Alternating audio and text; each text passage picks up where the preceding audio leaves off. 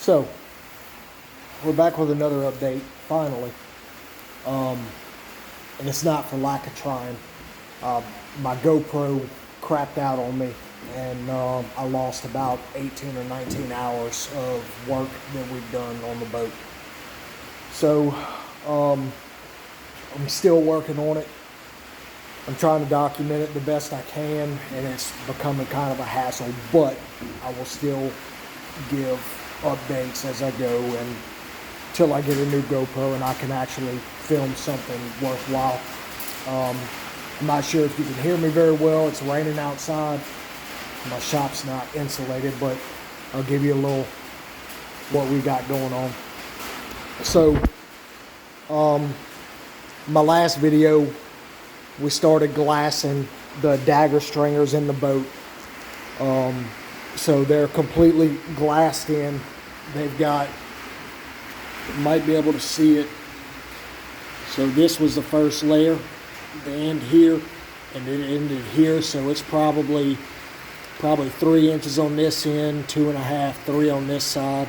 Then we came back with a much bigger tab and glassed it in all the way down. We've overlapped 4 or 5 inches here, and we overlapped really far in the front. So both dagger stringers are in, and we got the 2 outside stringers in. I filmed the whole process of how I got the measurements and cut them out and glassed them before I bonded them in the boat, and I lost all of it. But this is one that we did today. So I glassed I took my measurements and I got them straight at the level I wanted them, and I glassed them outside of the boat on a set of sawhorses. And I came in with some thickened resin and I bonded them in the boat, and then I tabbed it in while it was still wet, because I've been having issues with sanding thickened resin out and getting air pockets. So I just figured I would tab them in while the thickened resin was still wet. It's kind of cold out. It's probably 40 degrees. So I've got some little heat lamps trying to get the resin to kick off. So both outer stringers are in, both center stringers are in. They are completely glassed. And this is something else that we worked on. This here is going to be a little shelf. It's dual purpose. It's going to act as support to the transom as well as holding my hydraulic pumps. It's glassed on both sides with 2 layers of 1.5 ounce chop strand, and then on top there's a layer of 1708. So when I mixed my resin, I didn't add any wax to it, so it wasn't completely cured. So I painted over it with some gel coat that had wax in it and waited for it to kick, and then I used that as a half-ass fairing compound. So this is just me trying to make it look decent. This is going to be one of the only parts under here you can see. But I've got some epoxy bilge coat that I'm going to paint this whole area with, and we won't have any water intrusion. So what's to come next is I've got to tab this stringer in right here. And then once we do that, we put this bulkhead in. Got it glassed in. This is for the front of the fuel tank. And then if you look right over there, I cut a new bulkhead for the back side of the transom and have it curing on some sawhorses. And that's going to go right there for the back side of the fuel tank. Once we get that in, I'll bond it in with some thickened resin, and we'll tab it in with 2 layers of 1708, 1 4-inch strip and then 1 9-inch strip, and it'll be super solid. Once we get that in the boat, I'm going to start working on some bulkheads in between the stringers, tied into the hull, the sides of the hull, and in between. But we're not going all the way to the bottom of the boat like you can see here.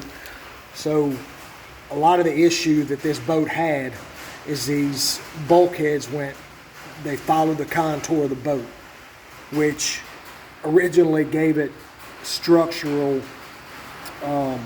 advantages, but when the water got in it, it didn't have anywhere to go.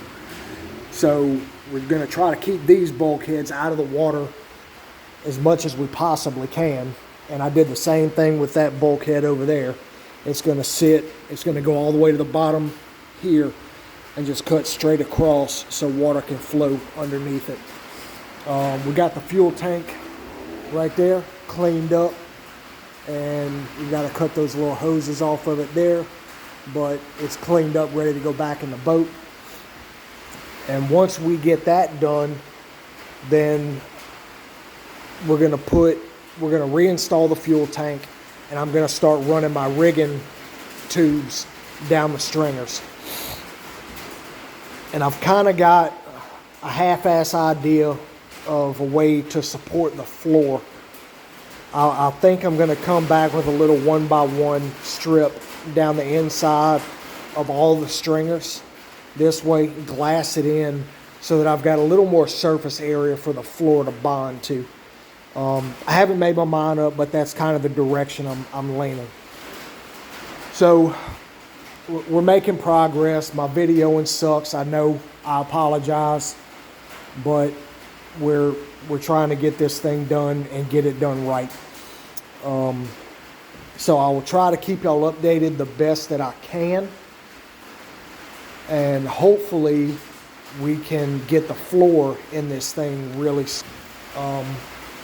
Some little tidbits is we've got all the new fittings for the boat, so I may start installing some of those, but we're going to be fairing out the back side of the transom here soon and start installing all the through hole fittings and the self-bailing fittings. We're going to install all of those, and we're going to get our fuel lines ran. We're going to install the fuel vent and fill port right there.